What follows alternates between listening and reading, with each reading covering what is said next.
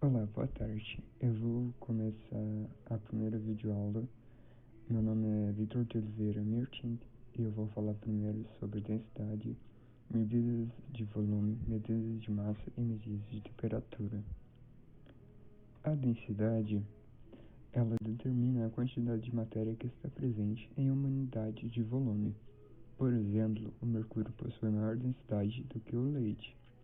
A densidade também é uma grandeza que depende proporcionalmente de outras grandezas. Sendo assim, ela é uma grandeza derivada e derivável. Essas grandezas mais especificamente são a massa e o volume do material. Sendo assim, ela é dita como uma grandeza variável. A densidade, ela não se altera conforme percorremos o material. Portanto, suas propriedades continuam inalteradas ponto a ponto. Mas ainda existem alguns fatores que a alteram e a fazem ser diferente em até mesmo materiais de mesma composição química que se apresentam em estados físicos da matéria diferentes. Por exemplo, a temperatura, o estado físico do material e a área do material. Na temperatura, nós temos um exemplo bem simples durante o nosso dia a dia. A água em 0 graus Celsius tem uma densidade de 0,9987 gramas por centímetro cúbico. E em 4 graus Celsius, uma diferença muito pequena, ela já tem uma densidade de 1 grama por centímetro cúbico. Essa diferença já é suficiente para o gelo boiar em água líquida. Quando nós queremos medir a densidade de uma mistura, nós podemos fazer uso de uma fórmula, onde D da mistura é igual a o X vezes o composto A vezes o D do composto A, mais o X do composto B vezes D do composto B.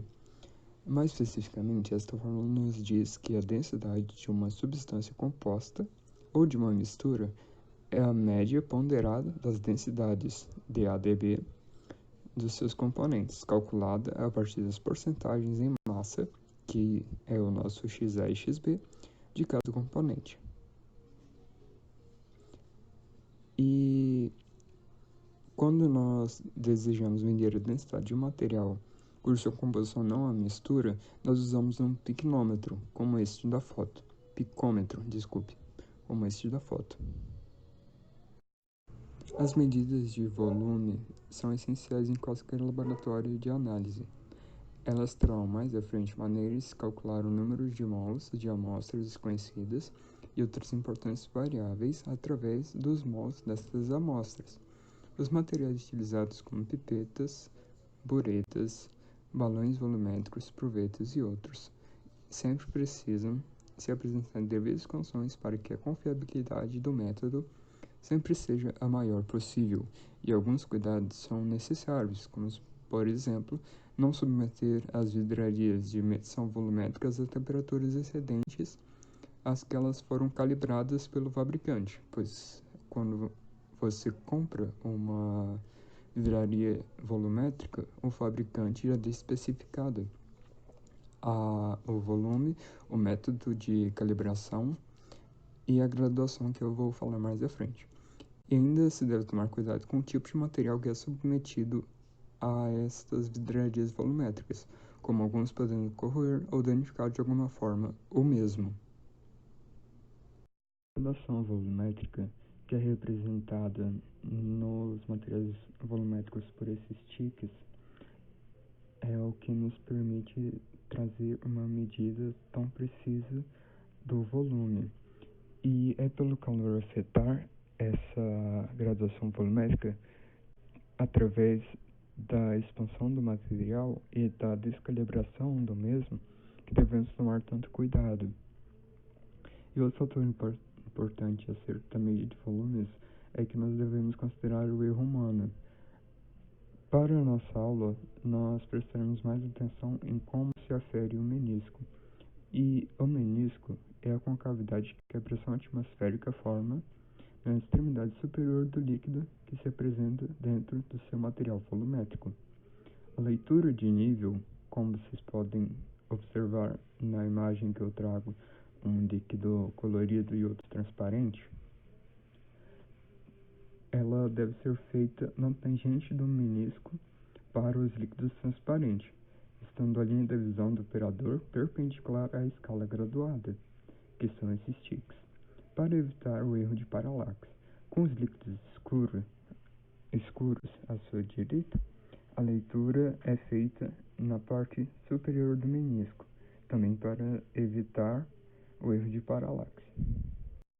As medidas de massa em laboratório geralmente são feitas para materiais que se encontram no estado sólido de matéria, e elas geralmente ocorrem, as medidas, com o auxílio de uma balança. Em laboratório, nós temos as balanças semi-analíticas e analíticas, são os principais tipos.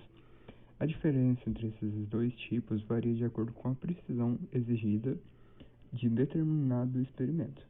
A balança semi-analítica tem capacidade de registrar menos casos após a vírgula, ou seja, ela é menos precisa.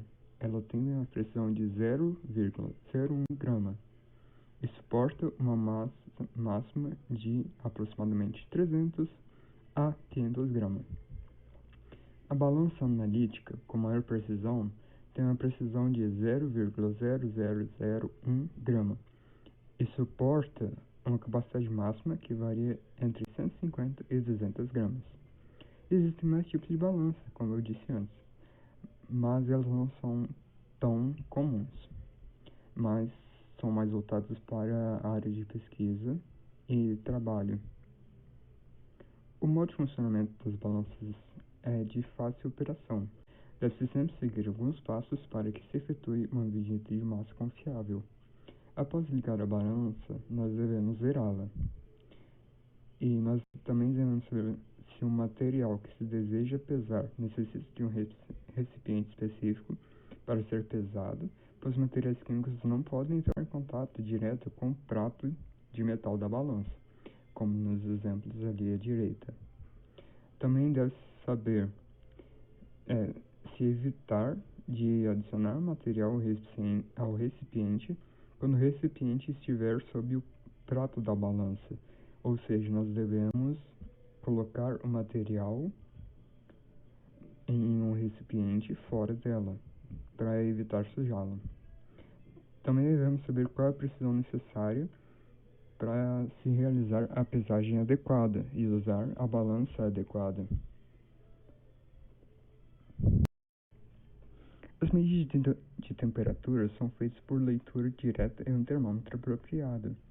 Há vários tipos de termômetro, mas a maioria utilizada são os de mercúrio, como os da foto da direita. Os termômetros devem ser usados em uma faixa de temperatura de acordo com a sua escala.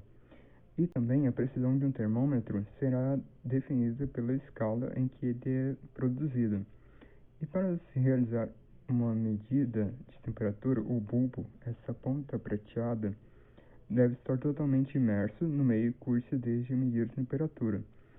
E além disso, deve-se esperar um tempo para que ocorra um equilíbrio térmico entre o bulbo do termômetro e a temperatura do meio que está sendo desejada a leitura de temperatura.